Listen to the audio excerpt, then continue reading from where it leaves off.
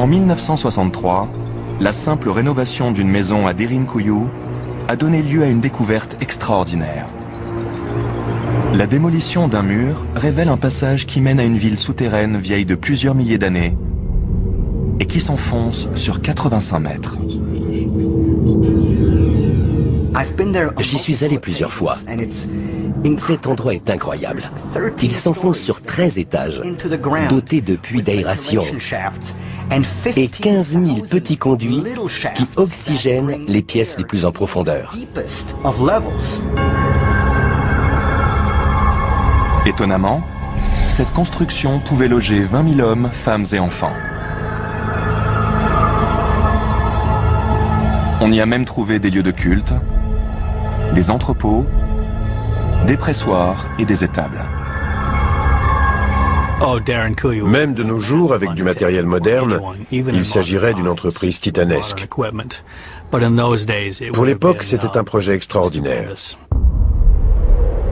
Autant que les pyramides.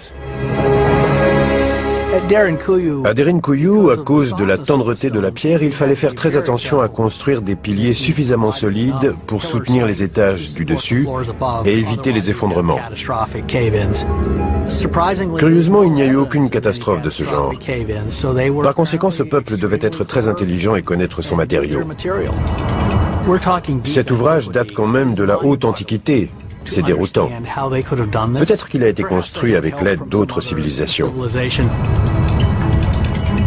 Qui a creusé cette immense cité souterraine? Et quelle force mystérieuse a poussé ses habitants à vivre sous terre? Pourquoi des gens voudraient vivre enterrés dans ces étranges cavernes? La raison probable fait froid dans le dos. D'après de nombreux archéologues et savants, Derinkuyu servait d'abri temporaire en cas d'invasion. Elle aurait été construite au 8e siècle avant notre ère par les Phrygiens, un peuple vivant à l'âge de bronze et lié aux Troyens. D'autres pensent qu'elle vient des Hittites, un peuple guerrier mentionné dans la Bible qui prospérait des centaines d'années plus tôt. Cette ville souterraine pourrait-elle dater d'une époque encore plus reculée? Selon des néo-évéméristes, oui. Elle aurait été creusée plusieurs millénaires auparavant. La Cappadoce appartenait à l'empire achéménide, c'est-à-dire la Perse. Sa religion, le zoroastrisme, faisait partie des cultes les plus anciens du monde. Le zoroastrisme, une ancienne croyance basée sur l'opposition du bien contre le mal, aurait influencé l'hindouisme et le judéo-christianisme.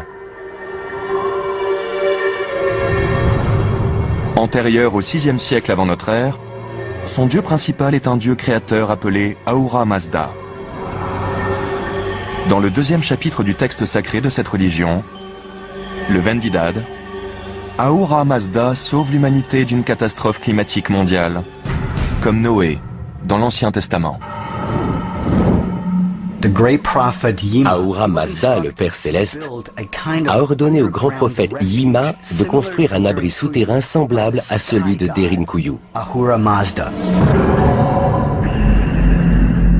D'après les textes sacrés, Yima bâtit la dite cité sur plusieurs niveaux, dans le but de protéger des gens et des animaux triés sur le volet, non pas d'un déluge, mais d'une glaciation mondiale.